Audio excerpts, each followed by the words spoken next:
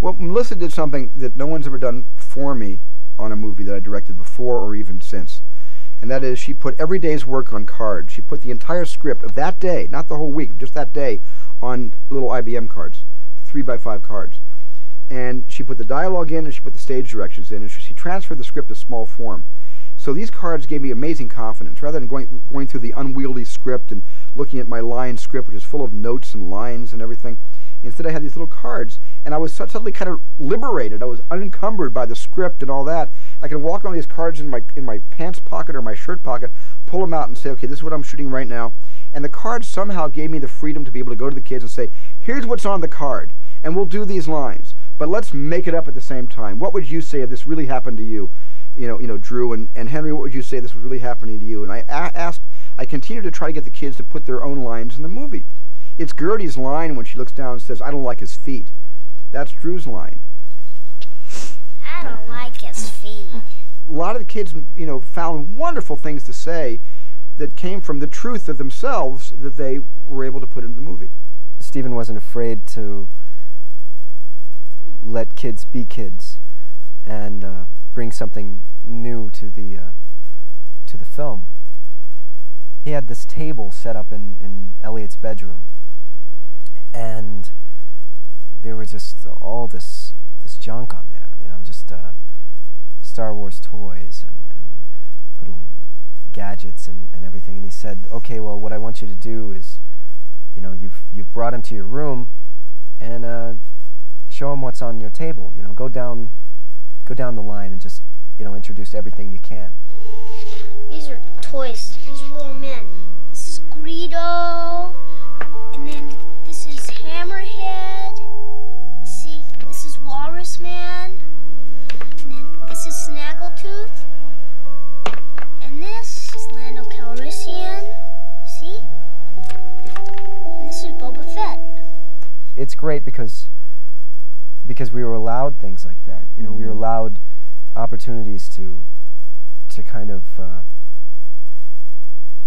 let it be told through children's eyes. He'd go from thinking I was his new best friend to thinking I was his school teacher, because I would talk to Henry constantly. I talked to Henry so often while the camera was rolling, and while Henry was doing his dialogue, I would coach him while the camera was going, that when Henry first saw E.T. at the sneak preview, when I turned to him when the movie was over and said, how did you like it? He said, it was okay, but you've got to cut your voice out. Your voice is all the way through the movie. As Henry saw the movie, he kept hearing my voice directing him. 5 fingers, 5 fingers, 1 finger, 1 finger, 5 fingers, 5 fingers, faster and faster, guys, go. Okay, good, Henry, great. Now bring your head down slowly, just look at it. That's nice, Henry. Beautiful. He kept thinking that I was like his teacher, so for Halloween, to surprise him, I dressed up as a teacher, but not as a man teacher. I dressed up with the veil and the wig and the lipstick, and I became a total kind of new me. You gotta take me serious. It's Halloween, folks. I don't dress this way all the time. I'm not trying to get out of the Army like Jimmy Farr. This is actually my date for tonight for the costume ball. Ah, Miranda, what sweet fingers you have. What do she will be? Say it yet? What? What she will be? Say it or Oh, in the closet. Yeah. Halloween. Remember Halloween? Halloween was great. We had such a good time, and Stephen dressed up as this old lady, and it was so brilliant. He directed the whole day as an old lady. Yes. Yeah. He would be, behind the camera with his high heels, and he looked really great, too. I'm enjoying this. I might never come out of this, as a matter of fact. There's a lot of advantages. Social advantages and other ways. For one thing, look at all those pretty colors you can wear. I didn't have children back in the early 80s, and suddenly I was becoming a father. Every single day I felt like I was Drew's father, Henry's father, and Robert's father, and it felt good. And I think I have a big family now because it felt pretty good having 3 kids back then. Isn't this fun, Drew? Making movies, isn't it fun? Is this like better than just going to school and learning how to play volleyball and tetherball and stuff like that? Yeah. Do they pay you for going to school?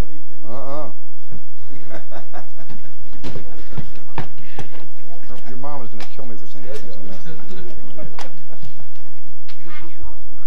that. I hope not, too. As a kid, I let all the frogs out of the science class, the ones we were supposed to dissect. I let about 5 of them go, and and actually never got caught. So, you know, what the heck, I put it in the movie. Everybody lines! Back to the river! Back to the lines! Run! I want to save you! Let's get out of here! But the toughest thing Henry had to do that he didn't want to do is on the first day of shooting, he had to kiss the girl on the lips. In the school scene where he stands on top of his classmate to be tall enough to kiss the girl right smack on the lips. And he didn't want to do this, and he didn't want to be a movie actor. At that moment, I saw his entire career, he was giving it all up. Great. Wait a minute, wait. Swung up. Cut! What problem was it? Swung it too wide. Okay, everybody back to your starting places. Andrew, In other words, Henry, you kissed her this side, you want to kiss her this side. Your nose wants to be over here, not over there. Okay? John Wayne's nose was on that side of Reno O'Hara's face. Okay. Right? Are you ready for more? Tiger? All right. He's cooling off. Right. That was the one part in the script that I remember sitting down reading it for the first time, going, okay, spaceship, cool. Alien, cool. Kissing a girl? No way, I have to do this?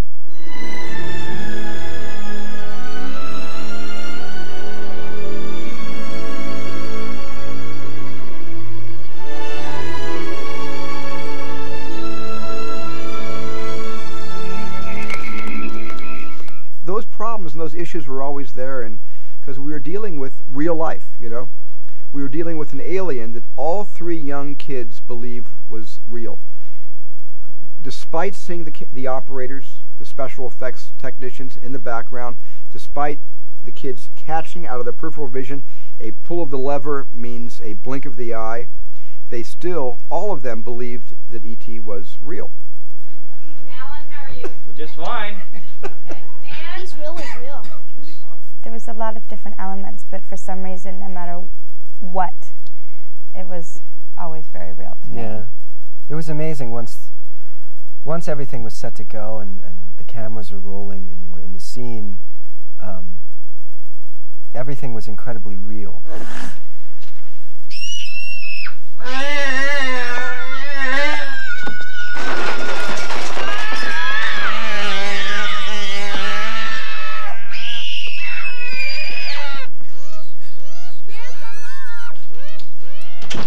In the closet, fast.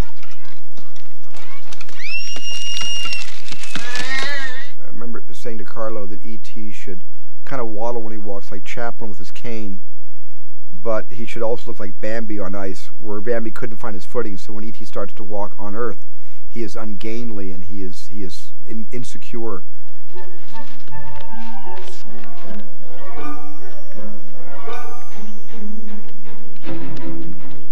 I got a Yoda costume and didn't tell George Lucas I was doing this, and dressed someone up as Yoda.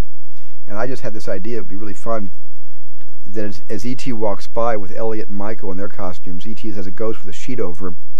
Yoda's going in the other direction, oblivious to E.T., but E.T. recognizes Yoda, because of course, you know, the galaxy is a rather small place among filmmakers.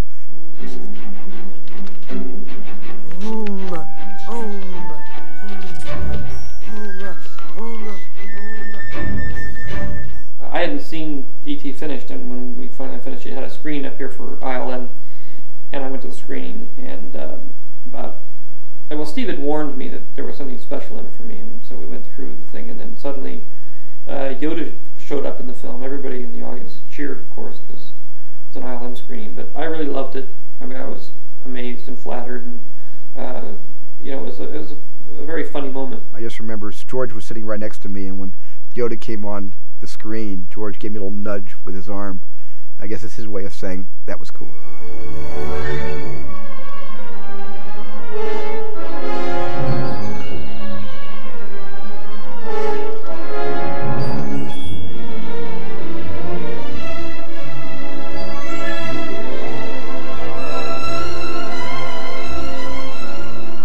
One of the nice shots that has become an emblem, sort of symbol, is the view of the bicycle flying in front of the moon.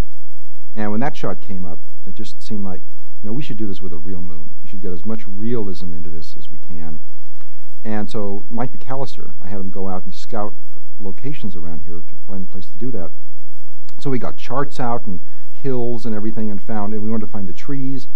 And I think it took about a week. You know, in the afternoon you'd go out for 3 or 4 hours and find the right spot to be able to do it. And then I think we shot it for 2 nights and got 2 or 3 versions of it. That was about all we got in that time. And it's all real.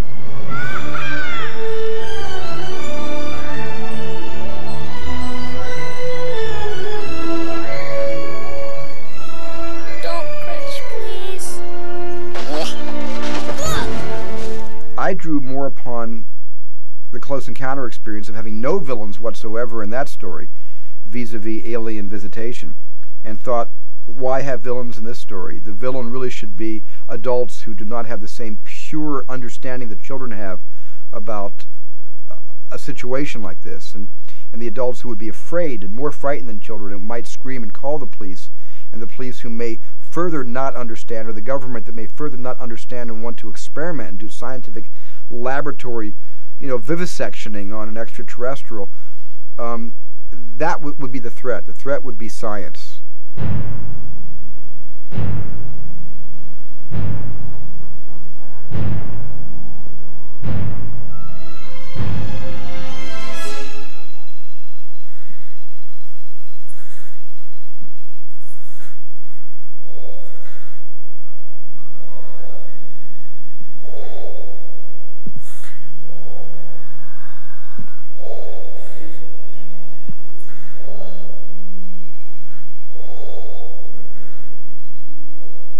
I remember that in the earliest scripts, E.T. and Elliot were always, when they fell ill, taken to a hospital.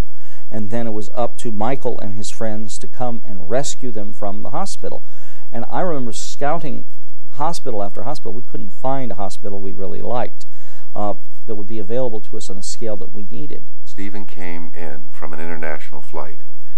And at the time, at Los Angeles International Airport, they were building the Bradley terminal, and they had a temporary structure erected for international flights, and it was one of these big pneumatic structures. Well, he had the idea, which was absolutely brilliant and psychologically so appropriate, to take the whole thing and bring it back to the home, which is this warm, comfortable environment that we've gotten used to where the kids are growing up turns into a nightmare.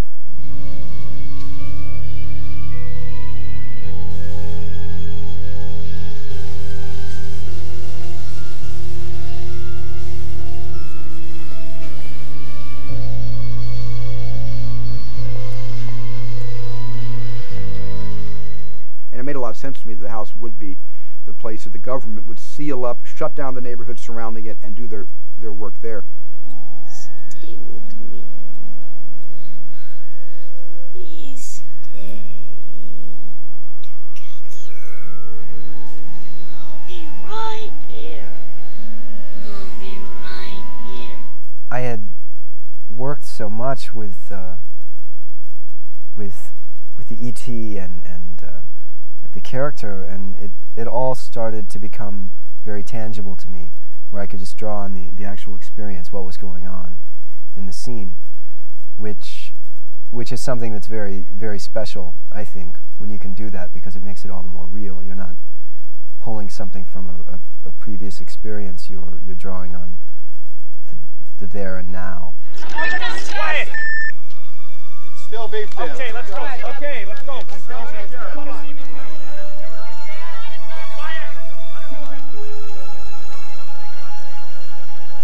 Oh, yeah. Mom!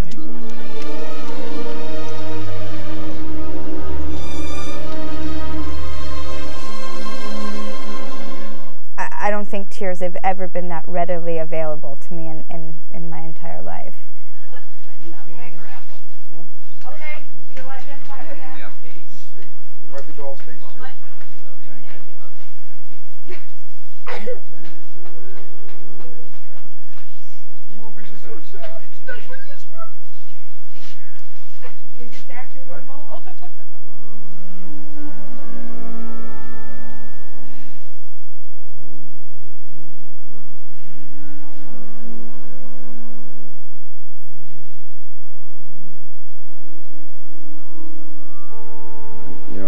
going to be, it'll be sadder if it's happy sad.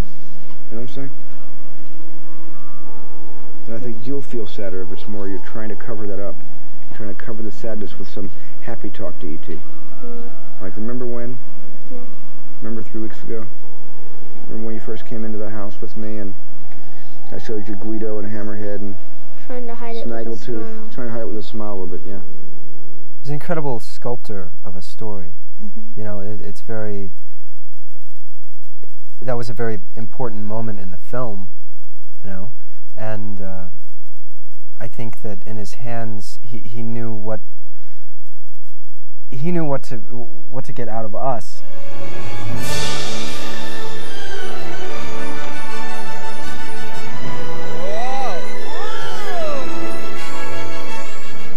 I looked at the sequence and they had a bunch of storyboards for the sequence, so each of us got a rough idea of what these things had to do, how we had to build the scale on the bikes, how we had to scale up the puppets. They were fairly large for animation puppets. I think the tallest one was probably 2 feet tall, which is quite big. Ordinarily you work on a scale of about, I don't know, 8 or 10 inches. It's just easier to work that way.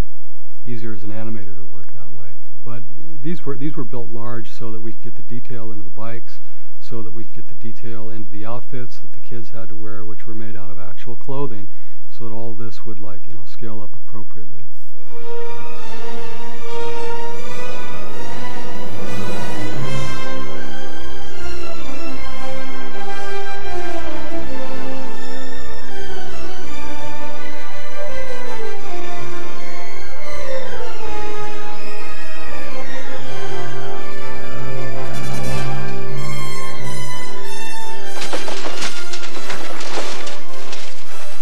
I really think that a big part of the reason the movie hasn't aged very much and it feels somewhat timeless is because, in a sense, it was never designed to be an effects movie.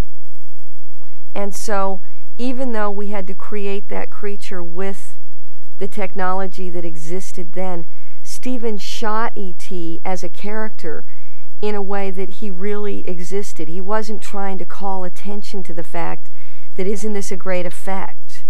He was really trying to achieve something that would feel as real as possible. And as I said, even with ILM, the contribution was, I remember a lot of the reviews even said, was seamless.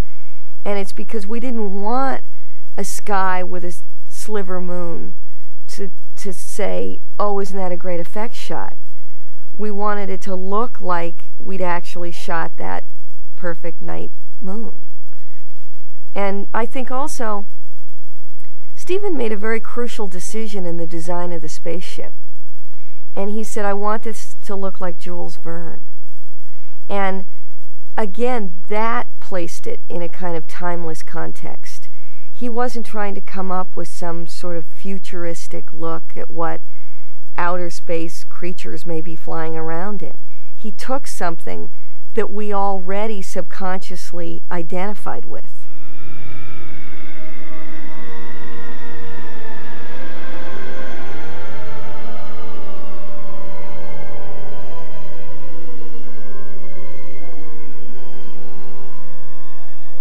Well, Ralph McQuarrie contributed the entire design from scratch of the spaceship.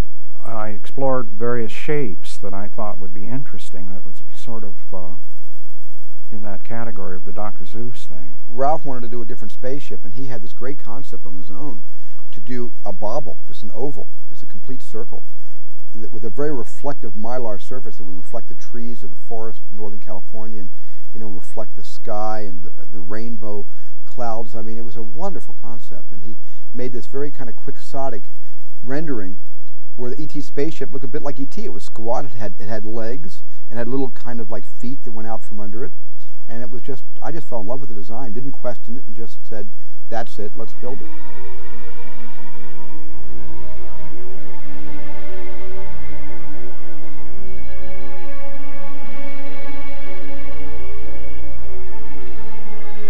The hardest scene for me was probably the goodbye scene. You'll walk all the way from here, right over to E.T., and you'll take your position in front of him.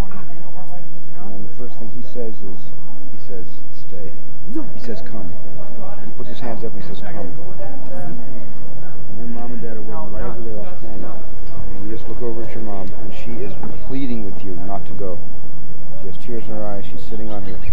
She's actually fallen to her knees, and she's, just with her eyes, not with anything she says, just with her eyes, she's saying to you almost mentally, don't go. Please stay with me. Stay home. And that you just turn back to E.T., and you don't have to say, no, I can't. Don't have to verbalize it. Just shake your head and make E.T. know that you can't go with him. You want to try sticking it down? And at that point, E.T. lowers his head. He lowers his head real sadly, and he touches his heart, and he says, ouch. And then you'll touch your heart, and you'll say ouch back to him. Because it hurts you as much as it's hurting him. This is a real heart-breaking moment for the two of you. Easy. Stay.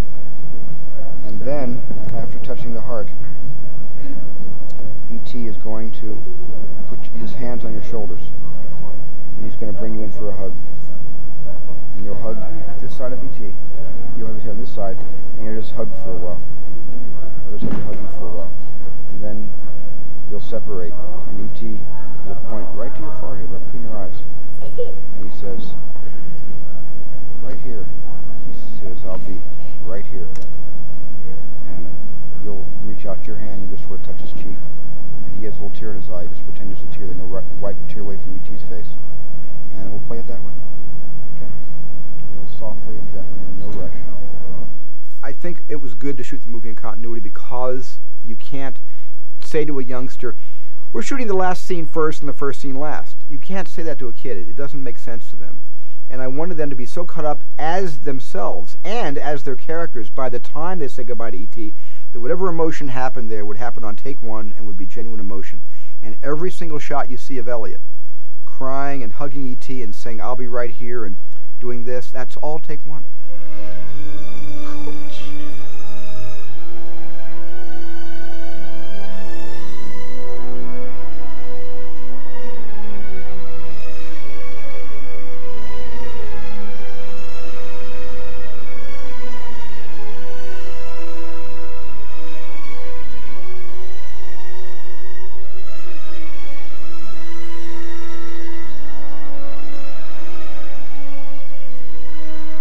There was a scene shot where Elliot and the boys are playing D&D, Dungeons and Dragons again. First of all, Elliot's now the ringmaster rather than the little brother trying to get in. He has all this confidence. He's grown. He's the master of his own destiny now. Come in peace. We have been on this journey for many days. We are adventurous, searching for experience. If we don't got any, we aren't going to be able to survive in this world. Goodbye, E.T. The camera goes out the window and rises, and you see that on the roof is the communicator. So we have two shields now. Are they split up? No, I just want you like one shield. Isn't it getting too late? No, sure. Okay, my monk paladin's going on. Yeah, paladin monk. Right, wrong, forget Sure. it. What's wrong with the paladin monk? Go It's in the home, rules. Mikey, we don't like it. This is my home. I'm sorry. Get out then. What does he have now? Plate mail, huh? You can only assume that one day they'll be in touch again. It's a nice ending. It would be just as good as the other ending. But what happened, I believe, is that when the other ending was shot and looked at, it was so emotional. Henry was so emotional that it was hard to go anywhere else. And it didn't really matter whether you felt like they were going to see each other again. That wasn't the point anymore. Very early on, we, in trying to get the film down to size, we made several fairly large lifts. And because you never know if those pieces of film are going to go back in, they were lifted out in their entirety. I remember one of the first big lifts that we took was the school material. Where Elliot's acting up at school, he's taken to the principal's office. The principal was played by Harrison Ford. I don't know. You say you don't know why you did these things. But I'm sorry. I'll never do them again. I see you fine young people from good homes, every advantage, your whole life laid out in front of you. And I see the pot, the pills, the It's a cruel world out there. Deceit, treachery. It was a very big deal for me because I had done a couple of things before, but I'd always, the reason I got involved in film in the first place was because I had seen Star Wars, and that was fantastic to me. And this came along, and there was an alien in a spaceship, and I thought, well, it's not Star Wars, but it's definitely something to do with outer space. Wow, this is great. And Harrison Ford, my God, who could ask for anything more? I'm there. I'm there. So we have Harrison Ford playing the principal, very strict, sitting back, you know, in a tweed suit. And I didn't show his face that clearly. I just showed the back of his head and his hand tapping and his leg, because I wasn't showing adults in the movie. So he was still a... That's why I think he did it. He said he'd do it because he didn't have to really be on camera. And so as he's lecturing Elliot, but his back is turned, so he's not looking at Elliot. Elliot's sitting in a chair across from the principal. E.T., meanwhile, is at home trying to take all these communicator parts and telepathically, somewhat, through telekinesis, move them up the stairs. So as E.T. is successful in moving all this junk heap up the stairs to the bedroom, Elliot starts rising. I wouldn't lie to you, son. See, you're in a way your own best friend, or your own worst enemy.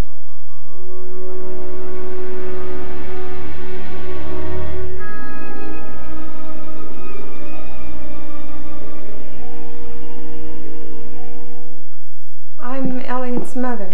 Of course you are. Don't you worry about a thing. Elliot and I have had our little talk, and I think we know where we're coming from. I think the best thing to do is to go home for the rest of the day and think about what's happened here today and tomorrow. Well, tomorrow, like they say, tomorrow's the first day of the rest of your life. Am I right? May we go now? Yes, both of you dismissed. Dismissed. I have this little part in the movie where I'm a nurse, and it's a scene that, thank goodness, and lucky for all of us, is no longer in the movie. But Elliot is acting so berserko in class that they send him down to the school nurse. So they put me in this nurse's outfit with a little hat, and I remember that there was a big discussion whether my hair should be really flat or be sticking out. So they chose sticking out, and luckily I was a silhouette. Even still, it's good I'm gone, but I was only a silhouette. I didn't have to talk. But I did have to grab Elliot by the arm, and I think at one point Henry complained that I was grabbing him too hard. But luckily it's no longer in there. Action.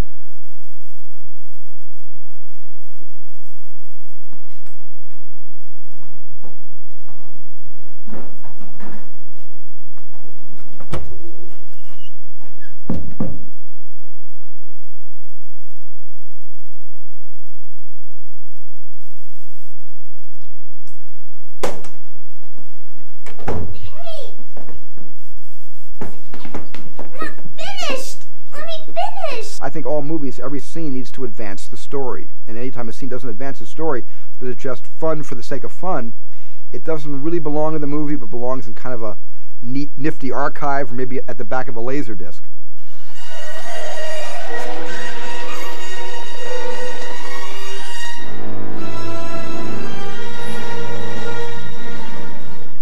But I really regret two things in the movie. I regret that a gun was used as a threat to stop children on bicycles.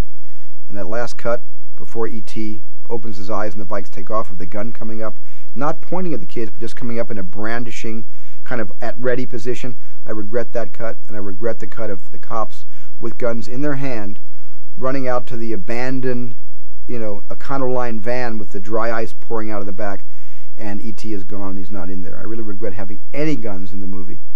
And if I ever reissue the picture, I'll use the digital miracle of, CGI to take the guns out of the cop's hands, and I'll just simply delete the shot of the cop holding the gun up, which in the current film causes E.T. to fly. I think those were two, distasteful moments for me.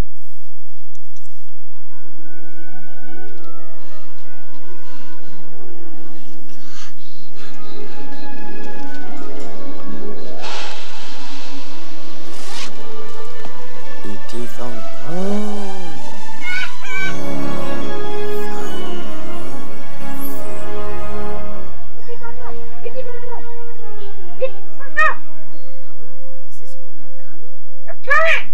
picture, I had to give off-camera dialogue, you know, and rather than just have the script person read the dialogue out loud in a normal tone of voice, I began to say things like, you know, E.T. phone home, or I would say things like, you know, Elliot, you know, Elliot, or I'll be right here, you know, and it was that sort of thing, and it was fun to do, and I did that, and that became the temp track. But then my friend Deborah Winger, I loved her voice. She had a really, low, husky, beautiful voice. And one day when I was shooting the Halloween scene, just before dusk, we began turning the cameras, Deborah came over to visit, and I said, can you come over and like do every single E.T. line in the script for me to a tape recorder? And I brought the sort of tape recorder, or Nagra, it was a full Nagra, into my trailer in the suburbs, and I turned it on, and Deborah took the script and did every single voice. So anybody who saw the rough cut of E.T. heard a couple lines of mine, actually still in the movie, but most of all, they heard Deborah Winger's voice and never knew it was Deborah doing all the voice inside the rough cut. And then Ben Burt found Pat Welsh. She was not an actress, and although she had always wanted to be an actress, and in fact had briefly pursued ambitions in those directions sometime back in the 1930s or 40s.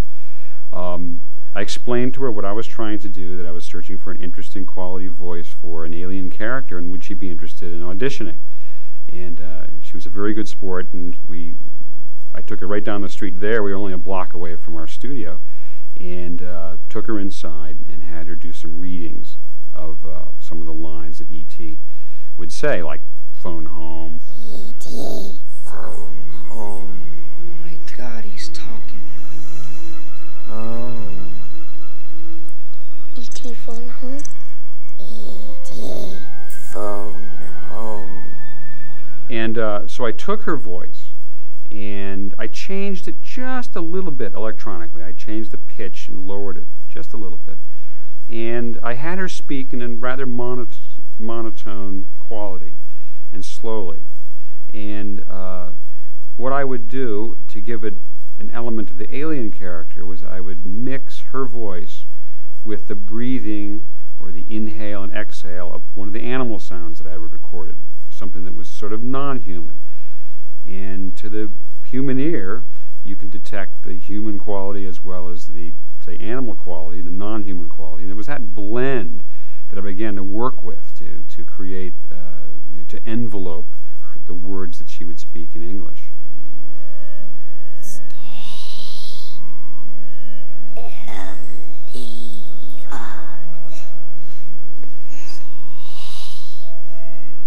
I should mention that all told, there were 18 different contributors to the voice of E.T., including the animals, as well as the various human characters who might have provided a snort or a burp, or a breath, and certainly Pat Welsh's was the most significant single contribution because she did the English words. But remember, those words were enveloped and intercut with all kinds of other little noises. There's scenes when E.T. gets drunk, and I used some vocalizations from my old cinema professor at USC, Ken Mura. I guess he plays a good drunk alien. I don't know. There were some other children of friends of mine that I recorded breathing and making funny noises. I really just collected a lot of different pieces of things to put it all together.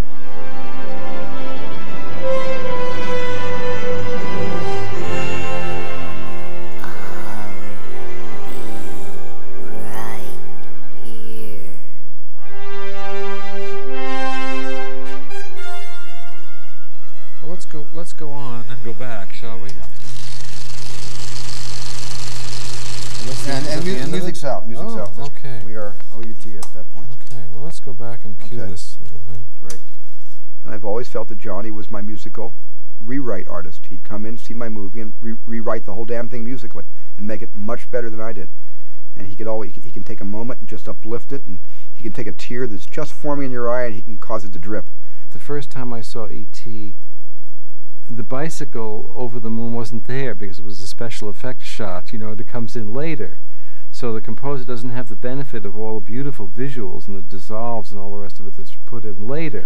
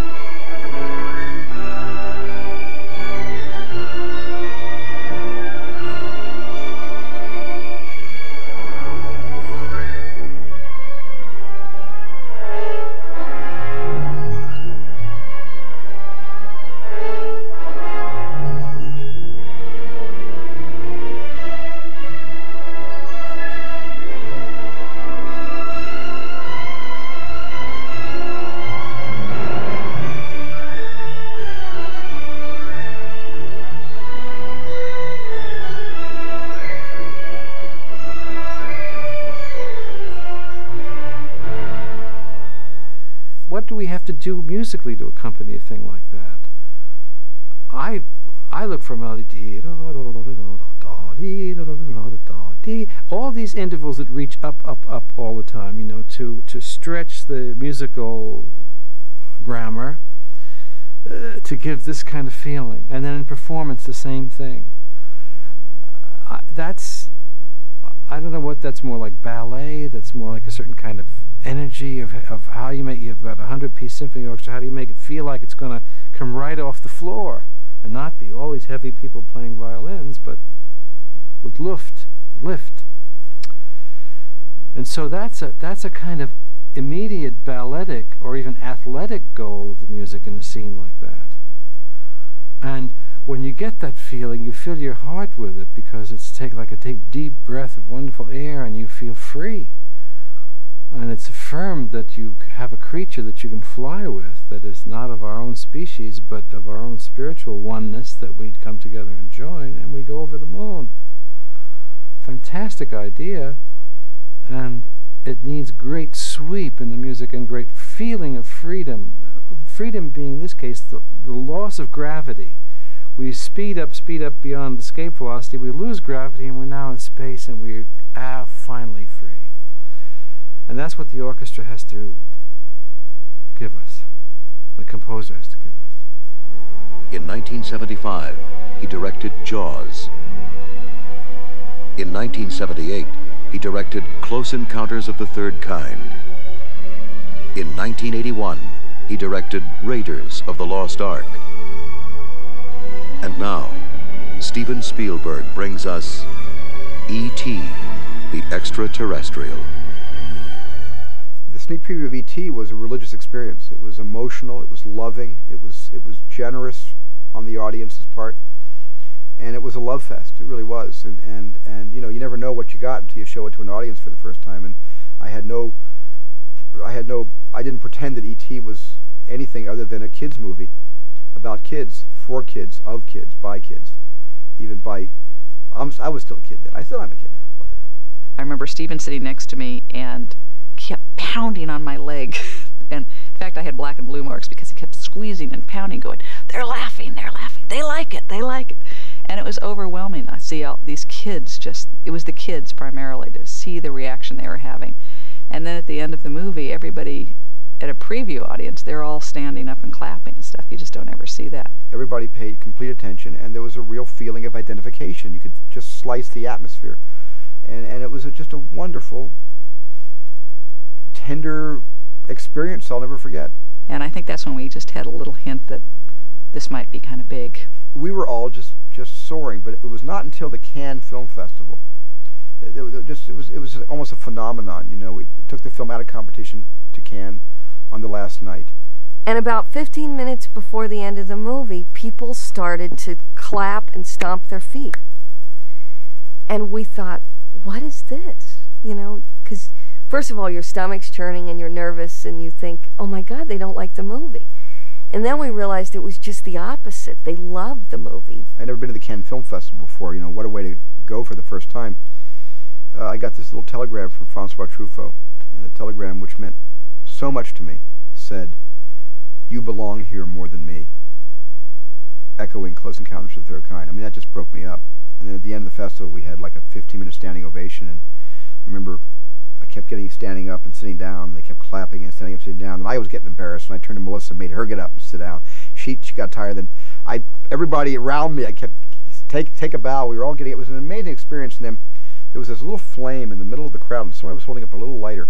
I looked down at one person who wasn't clapping, just holding up a little, you know, cigarette lighter, and the flame was standing out, and it was Jerry Lewis, just holding up this lighter, which was a wonderful thing to see Jerry smiling, and it was you know, that will never be equal. I think we had a couple of genuine conversations about sequels. As I recalled, we were going to create another character called Joe, who was going to be a long, spindly guy. He was sort of going to be like the Fred Astaire to E.T.'s Gene Kelly. And we had fun sort of playing around with the idea. But at one point, I actually remember us sort of shaking hands on the fact that there would never be a sequel. On many levels, this is a story that was very, very personal to Stephen, and I think he always felt, and I think he was right to feel this way, that it would cheapen the movie and the experience of the movie and what it meant to him and what it meant to audiences to just go try and duplicate the movie in some way. And on so many different levels, it was an experience for him and for all of us that we weren't going to duplicate. I never made a sequel to E.T. because I can't ever make an E.T. movie as good as what I did. I mean, I would only shame the memory. I would only show people the flaws. E.T. isn't a mechanical cottage industry that invites further adventures of E.T. and other kids on the planet Earth. It is a one-time event, and to do 2 or 3 or 4 movies based on that one character is creating a franchise that I didn't, frankly, think was the honest and right thing to do. I think it was a one-time event in my life. It was a one-time event, I think, in a lot of people who saw the movie's lives, and there was no way to replicate it with another movie. I could only further denigrate the memory of the first one by doing a second one. So I've just held out all these years, and I don't ever plan to make a sequel to E.T.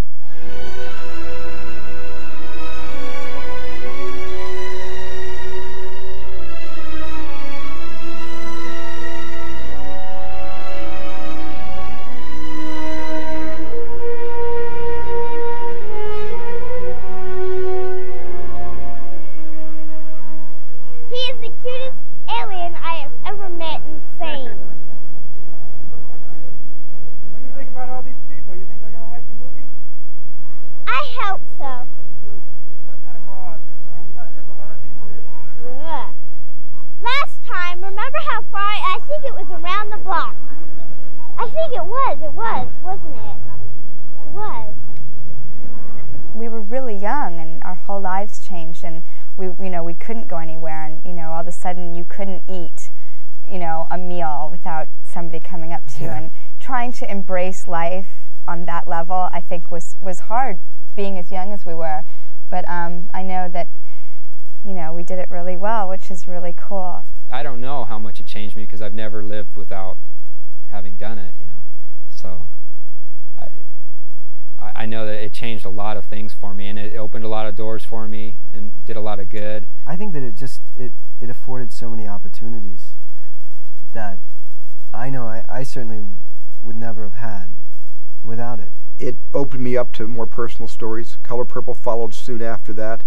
Then came Empire of the Sun, and finally Schindler's List. It was, in a way, a ladder on a course of a kind of personal movie about human characters and human exploits and the human condition, as opposed to the other movies, which are much more, adventures and films like Jaws and the Raiders films and Jurassic Park. So my career sort of gone, on 2 different roads that parallel one another. There's this kind of film, there's that kind of film. And I think E.T. gave me the courage to start creating that kind of film.